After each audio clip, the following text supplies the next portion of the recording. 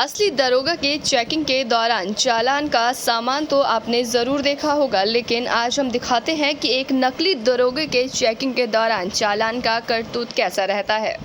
तस्वीरों में दिख रहा ये दरोगा नकली है और ये गाड़ियों की चेकिंग करता था और कैश चालान के नाम पर राहगीरों पर धौंस जमा कर मोटी रकम वसूल लेता था।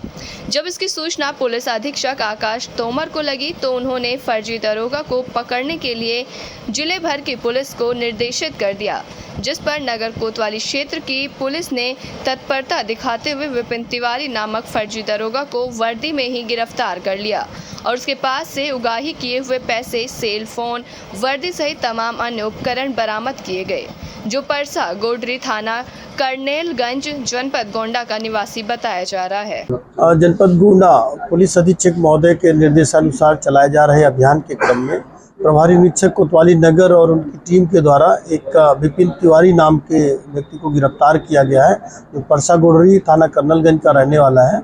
ये एक फर्जी दरोगा बनके इनके द्वारा कुछ ऐसी अवैध गतिविधियाँ की जा रही थी।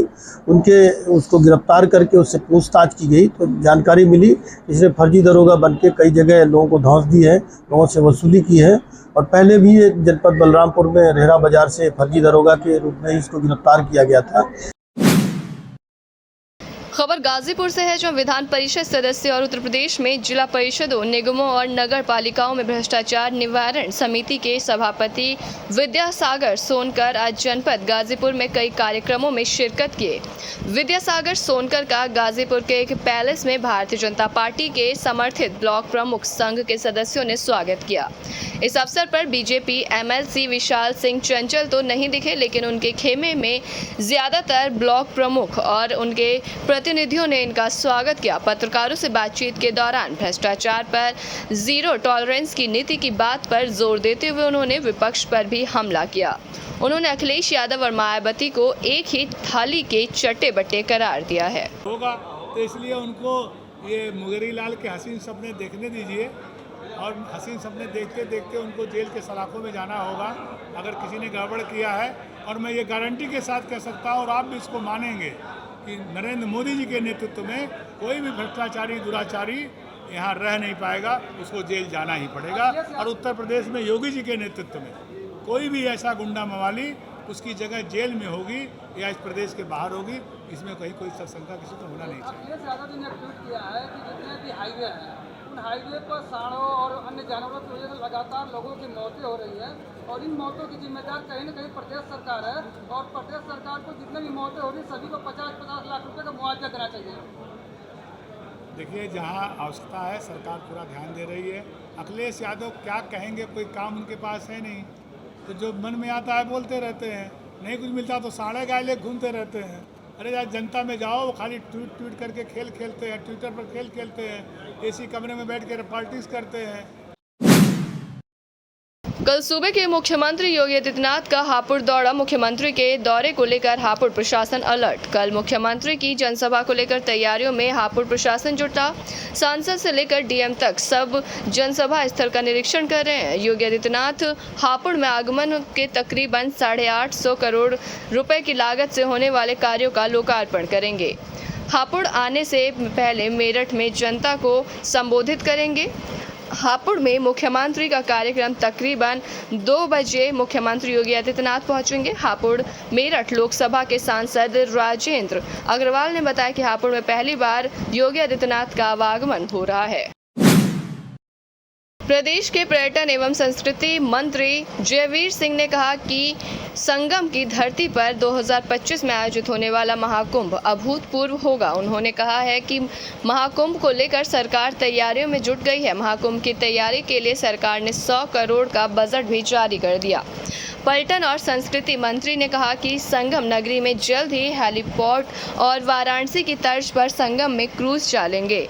उन्होंने कहा कि प्रदेश की योगी सरकार ने प्रदेश को 6 हेलीपोर्ट दिए हैं। कुंभ से पहले जल मार्ग से यातायात का परिवहन शुरू भी हो जाएगा, ऐसी तैयारी हो रही है। इसके साथ ही गंगा एक्सप्रेसवे के बन जाने से संगम नगरी, प्रयागराज की दिल्ली और अन्य शहरों की दूरी भी कम हो जाएगी। इस मौके पर पर्यटन और संस्कृति मंत्री ने बताया कि फाफा मऊ में गंगा नदी पर बना ब्रिटिश कालीन करजन पुल को पर्यटन विभाग ने धरोहर के रूप में लिया है। मुक्त करना है उसी दिशा में एक कदम आपके सामने सीएनजी बस के रूप में यहाँ है। प्रदूषण मुक्त करना है, इसको भव्य और दिव्य बनाना है। आने वाले 2025 के कुंभ तक अभूतपूर्व कुंभ कुल 25 बसों का है, नगर क्षेत्र के लिए, ग्रामीण क्षेत्र के लिए मिला करके आज वो है। और प्रदेश भर में हम लोग सीएनजी बसों को लगा करके, इलेक्ट्रिक बसों को लगा करके, इलेक्ट्रिक सीएनजी ये बसें जो चलेंगी खासतौर से इलेक्ट्रिक बसों के माध्यम से, चाहे प्राइवेट व्हीकल हों, सरकारी व्हीकल हों, इनका रिप्लेसमेंट करने का प्रयास कर रहे हैं। और प्रयास ये है कि आने वाले 2030 तक हम वाहनों के द्वारा फैलने वाला प्रदूषण को पूरी तरह विराम कर सकें। मैनपुरी में एक बार फिर प्यार करने की सजा के चलते एक लड़के की हत्या कर दी गई। मैनपुरी जनपद के भौगांव थाना क्षेत्र के ग्राम नगला ताड़ में बुधवार की रात प्रेमिका से मिलने गए युवक की पीट कर हत्या कर दी गई। घटना की जानकारी पाकर पहुंचे परिजन युवक को जिला अस्पताल ले आए, जहां उसे मृत घोषित कर दिया गया। खबर पाकर पहुंची पुलिस ने मृतक शव को कब्जे में लिया और उसे पोस्टमार्टम के लिए भिजवाया है। मैनपुरी जनपद के भौगांव कोतवाली क्षेत्र के ग्राम नगला ताड़ निवासी दुर्गेश यादव का अपने पड़ोसी की पुत्री से प्रेम संबंध चल रहा था। बुधवार की रात वो अपनी प्रेमिका से मिलने गया था, जहां परिजनों ने उसे पकड़ लिया और पीट कर मौके पर ही मार डाला। मौके पर पहुंची पुलिस ने शव को पोस्टमार्टम के लिए भिजवाया है। भोगांव थाना अंतर्गत नगला ताड़ में दुर्गेश यादव नाम का लड़का गांव के ही रमेश यादव के घर में रात में घुस गया।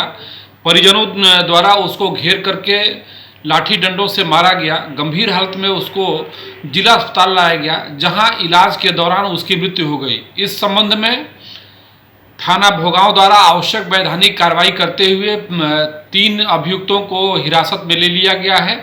अन्य आवश्यक वैधानिक कार्रवाई की जा रही है। शामली जनपद के एक गांव में तेंदुए की दस्तक से दहशत का माहौल है। खेत में काम कर रहे किसान पर तेंदुए ने हमला किया। तेंदुए के हमले से किसान घायल हो गया है। बताया जा रहा है कि किसान बेखौफ होकर ईख के खेत की बंधाई कर रहा था। उसी दौरान तेंदुआ खेत में घुस आया और अचानक किसान पर हमला बोल दिया।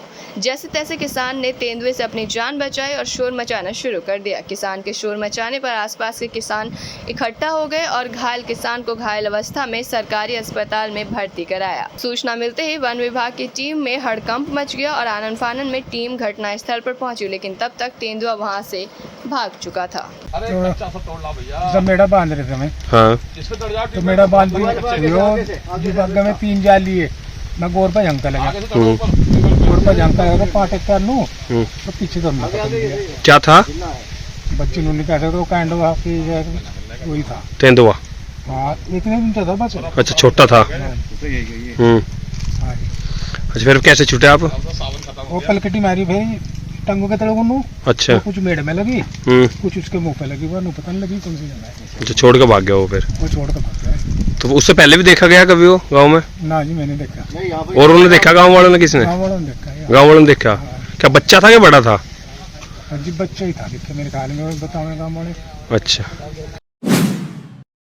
शामली जनपद में नेशनल हाईवे में जमीन के मुआवजे को लेकर 22 गांव के लोगों ने आज एक महापंचायत का आयोजन किया, जिसमें भारतीय किसान यूनियन के राष्ट्रीय प्रवक्ता राकेश टिकैत पहुंचे, जहां उन्होंने बीजेपी नेता अजय टोनी को बड़ा आदमी बताया, तो वहीं बीजेपी सरकार पर जमकर हल्ला बोला। उन्होंने कहा कि जमीन का मुआवजा गाँव दर गाँव अलग अलग है, सरकार उस हिसाब से नहीं दे रही है। दूसरी ओर आज के नेता बड़े जालसाज हैं, पूजा करते हैं और बलि देते हैं। आपको बता दें कि आज जनपद के आसपास नेशनल हाईवे के मार्ग को बनाने को लेकर किसानों की जमीन का भूमि अधिग्रहण किया जा रहा है, लेकिन मुआवजा सही नहीं दिया जा रहा, जिसको लेकर पंचायत का आयोजन किया गया था, जिसमें आम किसान परिवार के लोगों के साथ ही भारतीय किसान यूनियन के राष्ट्रीय प्रवक्ता राकेश टिकैत पहुंचे। सरकार तो कह रही कम दे रही सरकार मुआवजा, भाई जितना बट्टा उतना दे दो। मतलब हर गांव का मुआवजा अलग अलग है, इतना आपस में किसानों को भी फंसा रखा है सरकार ने। मुआवजा भाई कम है, इस रेट में कोई जमीन मिलने लगी, मुआवजा भी कम है। और समस्या है किसानों की, उनकी ट्यूबवेल का मुआवजा है, पेड़ का है।